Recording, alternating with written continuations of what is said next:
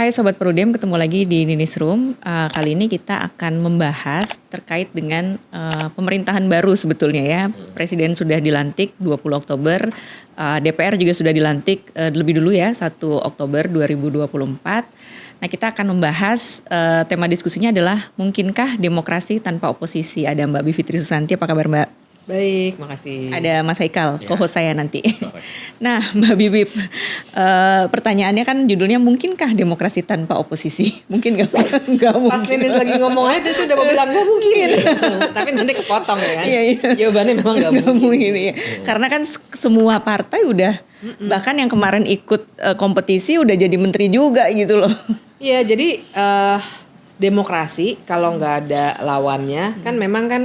Kalau misalnya terutama Bu Mega gitu ya sama beberapa orang bilang memang nggak ada oposisi. Ya memang kalau secara konstitusi, misalnya dalam Undang-Undang Dasar kalau kita kontrol F di PDF-nya nggak ada oposisi. Dan secara konseptual memang presidensil nggak punya oposisi. Nah tapi oposisi ini kan bisa dimaknai secara longgar ya, bukan seperti oposisi bagian dari parlementer, tapi kelompok yang tidak satu paket dengan pemerintah. Nah tugas si oposisi yang kita maksud ini kan sebenarnya untuk ngecek gitu, checks and balances ya, pengawasan. Jadi dia yang nanti bawel kalau misalnya pemerintahnya katakanlah yang kemarin lagi ribut urusan haji misalnya, harusnya DPR-nya secara aktif bertanya untuk kepentingan warga kan mereka punya konstituen masing-masing. Nah sekarang ini dengan Kim Plus yang luar biasa besar, jadinya kita bisa pastikan nggak akan ada oposisi yang meaningful di DPR. Memang sih kan, tapi kan ya PDI Perjuangan mungkin ya mungkin nggak, tapi nyatanya kita juga paham dari banyak analisis, PDI Perjuangan kan juga terbagi dua faksi itu sebenarnya, dan faksi yang sebenarnya agak dekat dengan pemerintah, yaitu Mbak Puan, dia justru jadi ketua DPR gitu. Jadi saya kira kita harus membaca juga situasinya bahwa nggak akan ada oposisi yang meaningful gitu. Walaupun mungkin bertanya dan ada diskusi itu bagus juga, tapi kan pada akhirnya oposisi yang kita harapkan itu yang benar-benar bisa checks and balances itu, yang benar-benar ketika ngambil keputusan untuk undang-undang nggak setuju gitu ya, mendorong untuk voting nggak apa-apa. Itu memang demokrasi harus agak-agak bertengkar gagasan sedikit gitu, nggak boleh adem ya setuju semua. Itu bahaya banget buat demokrasi. Nah, dengan tidak adanya partai politik yang memposisikan ya berseberangan lah ya dengan pemerintahan hari ini kan akhirnya menyisakan yang ada di luar, masyarakat sipil, ada media gitu ya. Nah, kemudian ini seolah-olah kita jadi dihadap-hadapkan nih, masyarakat sipil, media itu dihadap-hadapkan dengan kekuatan besar ini gitu, Mbak Bibip ngeliatnya gimana? Ya itulah, jadi demokrasi itu tadi ya, kalau kelanjutannya kan demokrasi yang sebenarnya tidak ada mekanisme akuntabilitas ke warga, menurut saya kan namanya otokrasi sebenarnya. Nggak literally satu orang otokrat begitu, tapi dalam arti kekuasaan itu nggak punya accountability mechanism gitu. Buat saya kan demokrasi atau buat kita semua sih sebenarnya demokrasi adalah soal akuntabilitas. Nah jadi ketika yang formalnya dimatikan, yang formal itu tadi ya di DPR, terus mungkin ya DPD juga sedikit adem-adem sekarang, kepala daerah juga sekarang udah di endorse. Jadi kesannya mau satu arah sekali negara ini. Nah akhirnya bagaimanapun demokrasi supaya nggak jadi otokrasi harus ada kelompok yang oposisi dalam tanda kutip itu yang ada di luar. Nah jadi masalahnya adalah bahkan sejak sebelum pemerintahan yang ini pun masyarakat sipil kan udah banyak tantangannya tuh. Betul. Ada shrinking civic space ya istilahnya ya. Mulai dari tantangan dalam arti serangan fisik, banyak ya mahasiswa yang demonstrasi di gebuk segala macam. Aktivis lingkungan di daerah kita mungkin di Jakarta masih karena di pusat pemerintahan banyak mata di sini masih agak nyaman lah begitu ya, tapi kita tahu sendiri di daerah tuh ya digebukin sampai ada yang dibunuh aktivis gitu. Yang kedua serangan digital saya kira udah banyak sekali yang merasakan ya, mulai dari dihack, doxing dan lain sebagainya, sampai yang kecil-kecil di kata-katain gitu yang buat anak muda itu sangat mengganggu karena hidup mereka ada di dunia maya. Dan yang ketiga yang paling memprihatinkan dan membuat kita mesti mesti kita lawan karena sangat mencemaskan adalah dari aspek hukum. Karena kita masih punya undang-undang ITE, masih punya undang-undang KUHP yang sebenarnya juga masih mengandung pasal-pasal yang agak berbahaya bagi kebebasan berekspresi. Nah, jadi itu semua yang membuat memang sih menurut saya cara satu-satunya untuk tetap masih bisa ada pengawasan gitu ya dari orang-orang banyak dalam sebuah negara demokrasi, masyarakat sipil ini yang harus bergerak.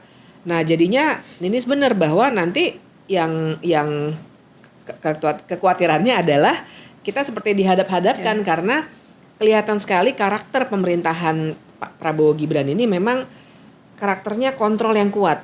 Saya sih bacanya gitu. Karena kan sudah ada beberapa kali dalam beberapa pidato resminya Prabowo yang mengatakan bahwa yang nggak setuju dengan saya minggir aja. Baik kepada menterinya maupun kepada publik. Waktu itu dia bilang, silakan minggir, boleh nonton, jangan bikin ribut. Kurang lebih begitu. Tapi saya kira kalau di search sebentar di internet akan ketemu tuh. Itu pidato resmi soalnya.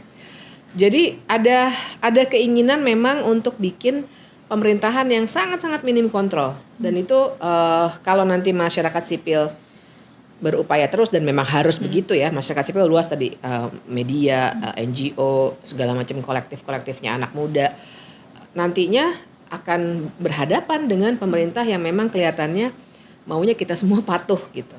Nah, ini menarik juga nih Kak Ninis. Kalau misalnya kita lihat ya Bibek sebelum pelantikan pemerintahan yang baru nih atau pengesahan pemerintahan baru ini kan ada bahasa bahwa Indonesia tuh nggak kenal yang namanya oposisi. Kita itu hidup bernegara berdasarkan asas kekeluargaan dan gotong royong.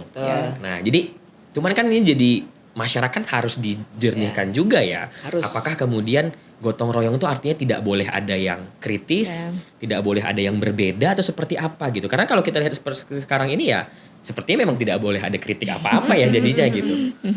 Tidak hanya soal gotong royongnya, kan waktu itu Pak Prabowo juga sempat bilang di pidatonya pas pelantikan tentang yang namanya demokrasi santun.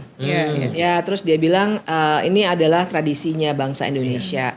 Nah, ini yang harus diluruskan memang. Jadi sebenarnya kalau kita lacak ke bahkan para pendiri bangsa kita yang keren banget itu, saya kalau baca risalah sidang BPUPK itu mereka keren banget ya sebagai anak-anak muda pada zamannya itu Punya imajinasi sudah biasa. maju itu gitu. Dan mereka waktu itu diskusinya sangat hangat bahkan di soal apakah negara ini mau berbentuk republik, kerajaan atau negara Islam gitu ya. Dan pada akhirnya mereka bertengkar gagasan gitu, tapi gagasan aja ya, nggak ada yang sampai pukul-pukulan. Dan kemudian mereka voting. Jadi setelah bermusyawarah secara maksimal gitu ya, dan rapatnya tidak semuanya terekam di situ, tapi banyak sekali yang di buku hitam itu ya dari Sekretariat Negara, tapi banyak memoir-memoir yang bisa jadi puzzle buat kita semua.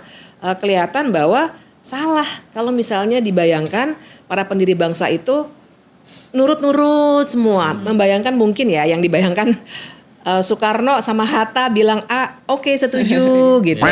Nggak begitu, mereka luar biasa, Supomo, Yamin ya kan, dan bahkan sampai ada diskusi yang sangat hangat waktu berbicara soal kewarganegaraan misalnya. Karena di sana ada keturunan Cina, ya karena banyak ya di sini ya. Kemudian keturunan Arab, itu kakeknya Anies Baswedan, dan juga ada tentu saja keturunan Belanda ya, yang Indo lah gitu kalau kita bilangnya sekarang. Yang berdebat hangat gitu soal siapa yang jadi warga negara Indonesia. Atau misalnya juga tentu saja yang menghasilkan panitia 9 tuh, karena membicarakan soal yang keluarannya adalah Pancasila yang dengan ada istilahnya dan syariat Islam bagi pemeluk-pemeluknya gitu ya. Kata ya. Nah waktu itu tuh artinya sampai ada panitia 9 kan berarti perdebatannya luar biasa gitu. Jadi kalau dibilang santun juga saya kira nggak tepat, dan bahkan apa nih arti santun? Karena saya ingat ada juga di tahun 55 di Konstituante tuh yang sampai saling meledek, tapi habis itu berpelukan dan ngopi ngeteh atau ngopi bareng soal jenggot kambing. Nah misalnya gitu ya, ada deh ceritanya, nanti cerita. Ada bagaimana mereka saling menyindir gitu dalam berdebat. Iya. Artinya kan mereka nggak satu suara dan itulah yang melahirkan bangsa yang demikian keren karena plural tapi bisa jadi satu bangsa gitu ya. Ya demokrasi itu dalam artian ya memang harus tanda petik berisik nggak sih? Iya, emang harus berisik. Harus ada gangguan terhadap sesuatu yang berkuasa kan sebenarnya di dalam demokrasi itu kan supaya kekuasaan itu tidak jadi sewenang-wenang, tidak jadi keluar jalur dan sebagainya. Tapi Mbak gini Mbak, kalau kita lihat dari posisi sejarah ya, kita balik lagi melihat sejarah, sebenarnya Indonesia itu pernah mengenal oposisi nggak sih gitu? Atau setidak-tidaknya dalam konsep yang mirip dengan oposisi? Karena kalau misalnya aku coba telusuri ya, seingatanku itu kayaknya kita juga pernah yang benar-benar punya gitu loh. Karena di saat misalnya contoh pada saat masa demokrasi terpimpin misalnya, ya itu kan adalah pemberangusan dalam tanda kutip terhadap kritik oposan kan pada saat itu. Lalu kemudian pada masa Orde Baru juga kan kita tidak punya itu. Ada pembubaran partai politik sehingga penggabungan dan sebagainya, fusi partai politik dan sebagainya. Mungkin ya pasca reformasi di awal kita cukup bisa lah melihat ada memang perimbangan ya antara rezim kekuasaan dan juga kemudian oposisi gitu. Tapi kok makin kesini tuh memang balik lagi nih ke zaman-zaman dulu nih.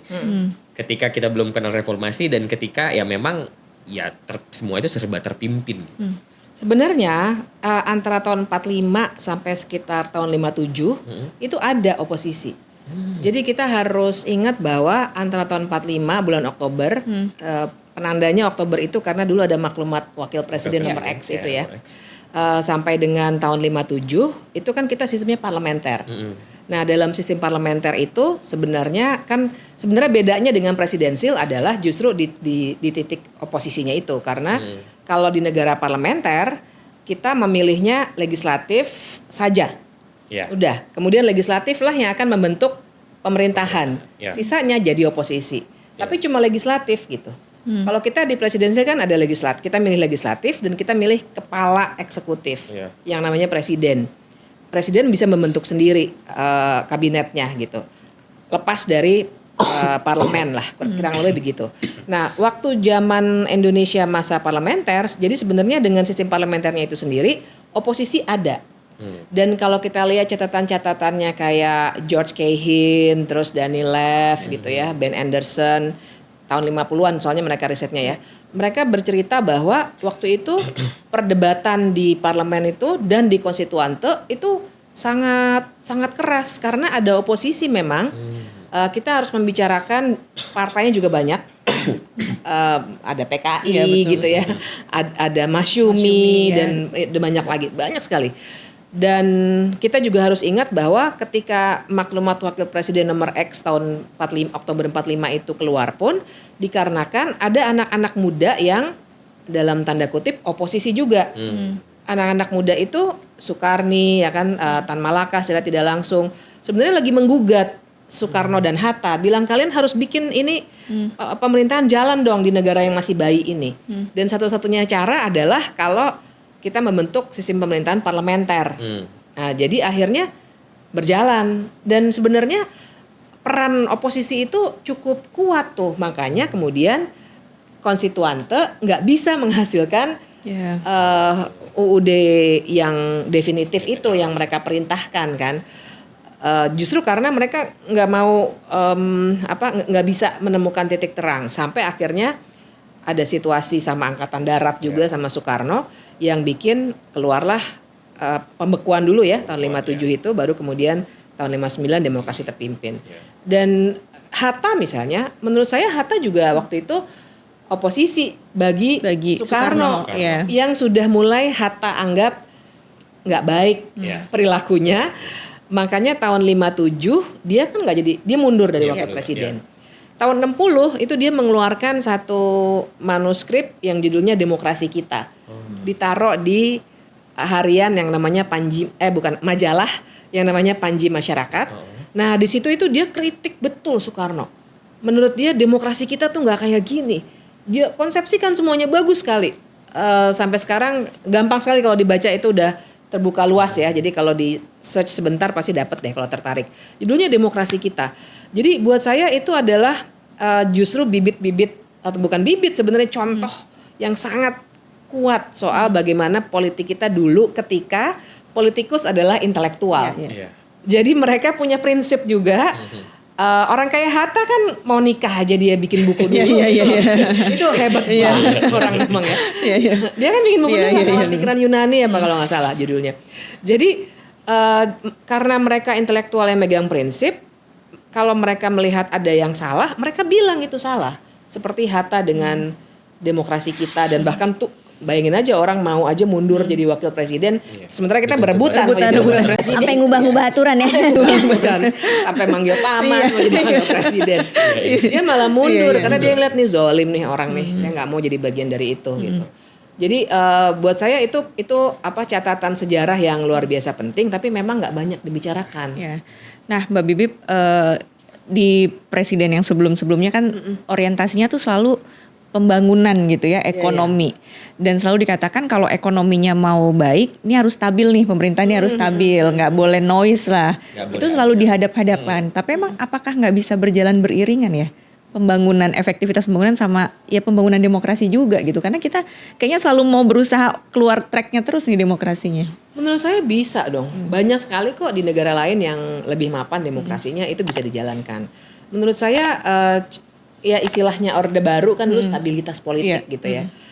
Itu dikarenakan mereka nggak mau menempuh cara-cara yang memang tidak mudah gitu. Maunya ya lebih cepat gitu pembangunan. Dan paradigmanya juga ada istilah kan namanya itu developmentalism ya, pembangunanisme. Jadi paradigmanya Orde Baru dan menurut saya sama dengan paradigma pemerintahan Jokowi dan mungkin kebawa sampai pemerintahan Prabowo yang namanya developmentalism itu yang di pikirannya pembangunan buat mereka adalah ngejar angka-angka pertumbuhan ekonomi, GDP. Padahal dari tahun 90-an lah paling tidak itu udah dianggap usang sama para ekonom. Karena GDP, gross domestic product atau produk PDB ya kita bilangnya bahasa Indonesia ya. Itu hanya menghitung ekspor dan impor. Dia nggak bisa nangkep, itu saya menyederhanakan ya, nanti bisa ditanya sama para ekonom. Saya juga belajar dari para ekonom. Intinya adalah kritiknya pada pembangunanisme adalah angka-angka itu nggak bisa menangkap misalnya angka anak yang stunting, angka ibu melahirkan yang meninggal dunia, angka orang kelaparan dan seterusnya nggak ditangkap oleh statistik yang seperti itu. Nah, karena ngejarnya cuma angka statistik GDP dan pertumbuhan ekonomi, sekarang kan Prabowo maunya 8% misalnya. Akibatnya mereka sama sekali nggak memikirkan aspek lainnya, terutama hak asasi manusia dan lingkungan. Nah, jadi buat mereka demokrasi itu cuma prosedur aja untuk ngejar angka itu. Jadi mereka udah kayak ibaratnya tuh kayak pakai kacamata kuda.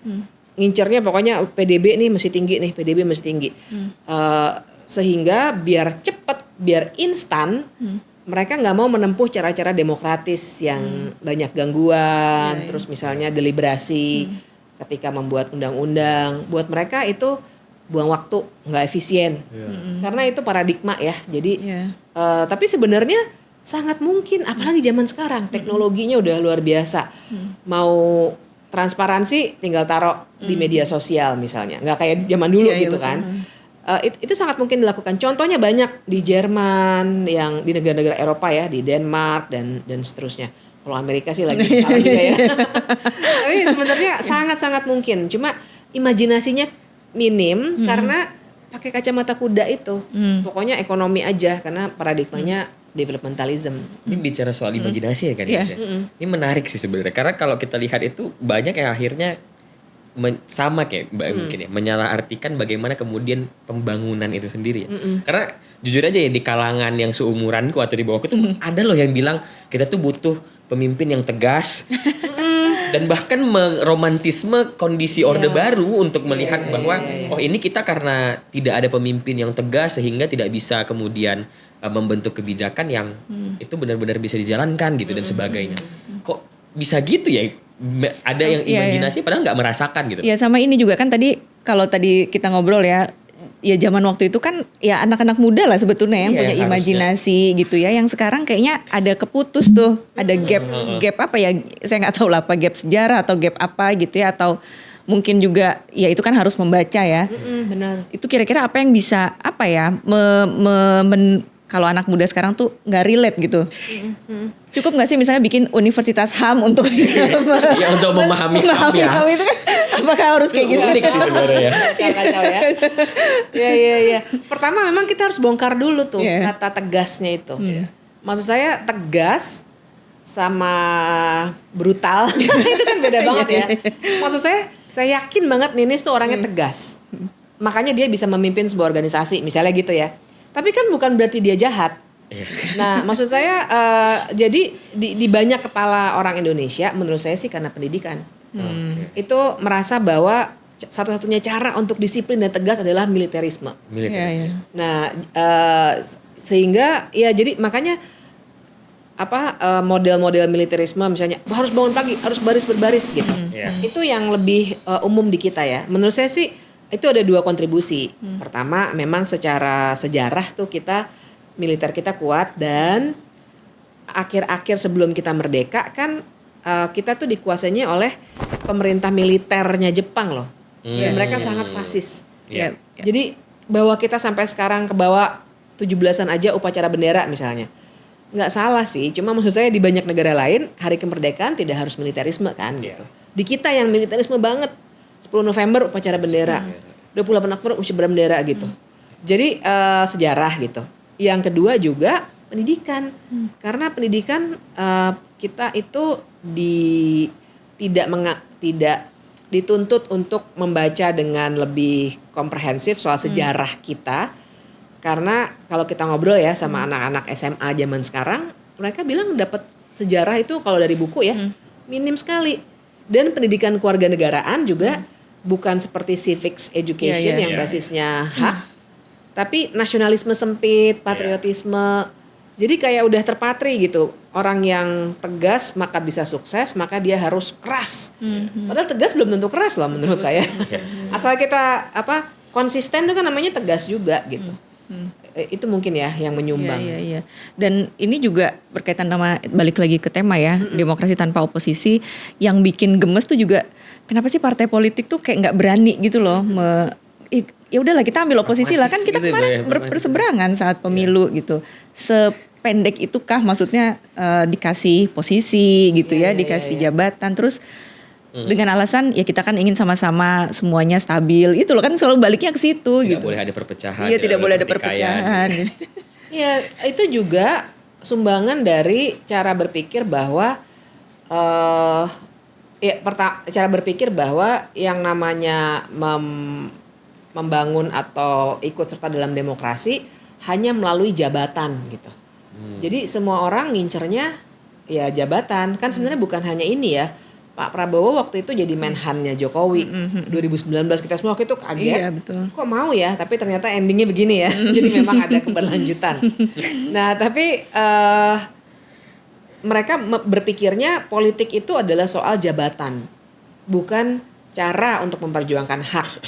Nah sehingga akhirnya mereka mau mengorbankan segala cara gitu untuk dapat jabatan itu.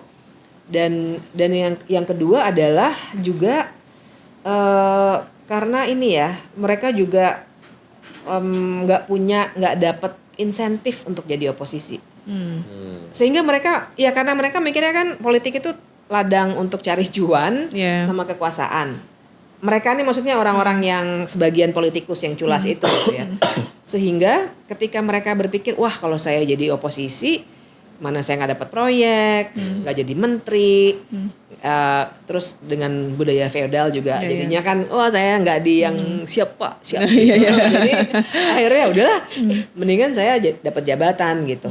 Nah jadi mungkin secara sistem kita udah perlu membincangkan juga deh cara untuk memberikan insentif bagi oposisi. Apalah gitu nanti bisa kita bicarakan lebih lanjut ya. Menurut saya karena dua hal itu, jadi mereka juga nggak tertarik untuk jadi oposisi, mana capek, mana nggak populer, 5 tahun lagi mungkin kalah juga gitu, karena orang peduli hanya soal dikasih duit atau enggak, bansos atau enggak, bukan gagasan gitu.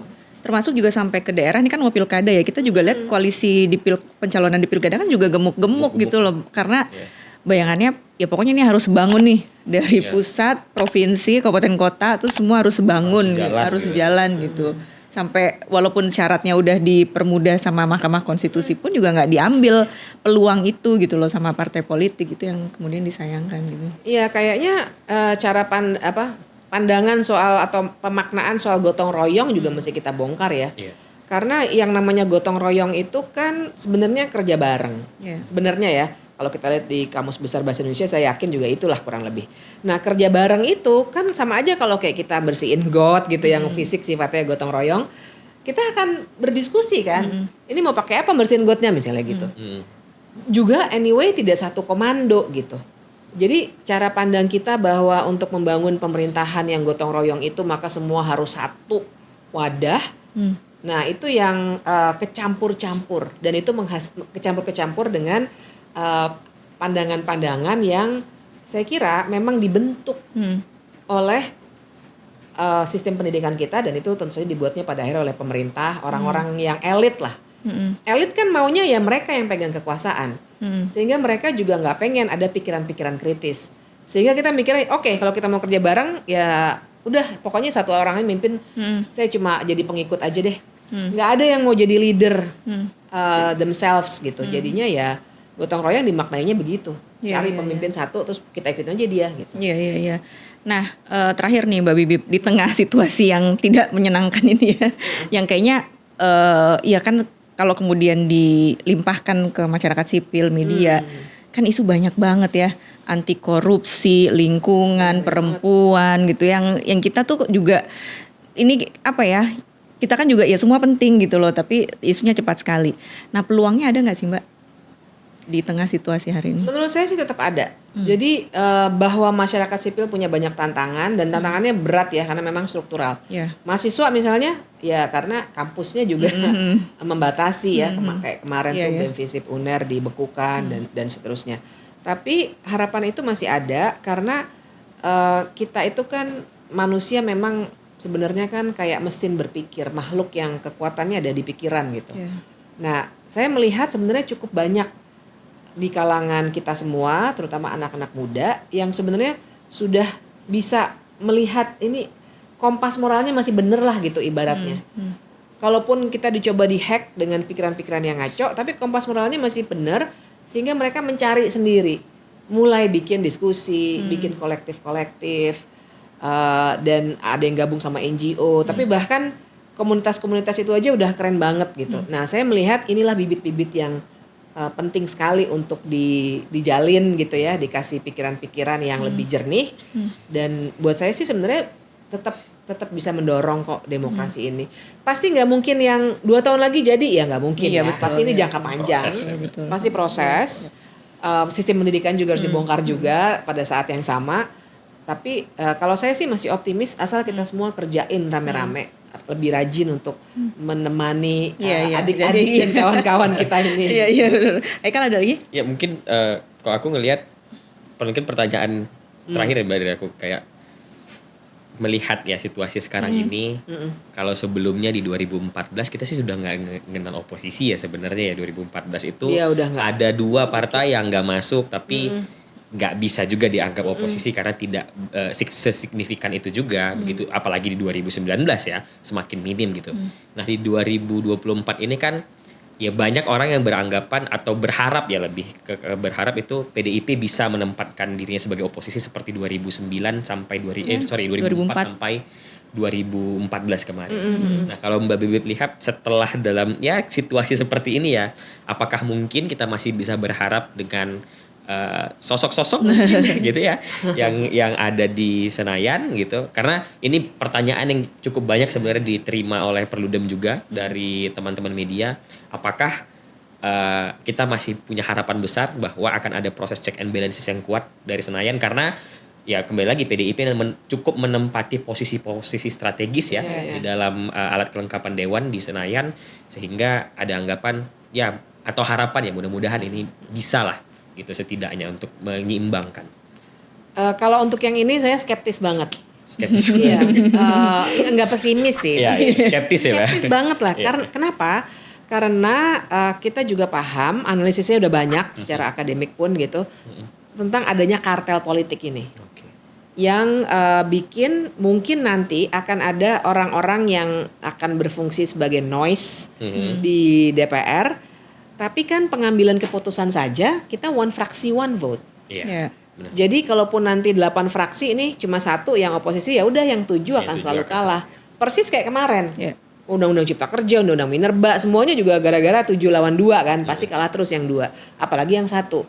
Nah, dan yang satu ini pun menurut saya kita juga nggak boleh lupa dengan adanya kartel politik itu yang akan bikin ya seperti yang tadi saya katakan ya, fraksi PDIP atau maksud saya partainya itu PDI Perjuangan kan juga nggak hanya satu kelompok, nggak hanya satu faksi. Kita nggak bisa lihat dia sebagai satu entitas gitu. Tapi ada kebagi dua lah gitu. Ada yang mungkin satu pihak ini yang agak cenderung dekat dengan pemerintah, katanya sih ada 2 sebab. Mungkin mereka nggak mau kehilangan jabatan, tapi katanya ada kasus-kasus juga yang membuat mereka nggak bisa bergerak. Sandra Menyandra ya. Saling menyandra ya. Saling menyandra gitu. Dan untuk yang ini saya sih nggak terlalu kasihan ya. Karena menurut saya salah sendiri. Kenapa bandel? Maksudnya kenapa melakukan si kasus-kasus itu yang akhirnya bisa membuat kalian tersandra sendiri kan gitu. Oke, ada lagi Haikal? Cukup. Oke, Mbak Bibip makasih banyak. Haikal, terima kasih. Teman-teman, ini diskusinya dalam banget sebetulnya dan bisa teman-teman bisa ngelanjutin sendiri tadi tuh cari risalah gitu ya, karena beneran deh kita ngelihat seru banget. seru dan imajinasinya tuh kita nggak, oh ternyata tuh gini loh sebenarnya mau membangun negara yang sebesar Dan politik tuh harus iya, bongkar lagi nih. Iya, harus sejarah bongkar itu. lagi gitu ya, dan bisa paham. mudah-mudahan mungkin ya PR-nya adalah gimana kita bikin itu lebih sederhana gitu ya, supaya bisa dipahami banyak teman-teman muda. Sekali lagi terima kasih banyak sudah menyaksikan episode kali ini, sampai jumpa.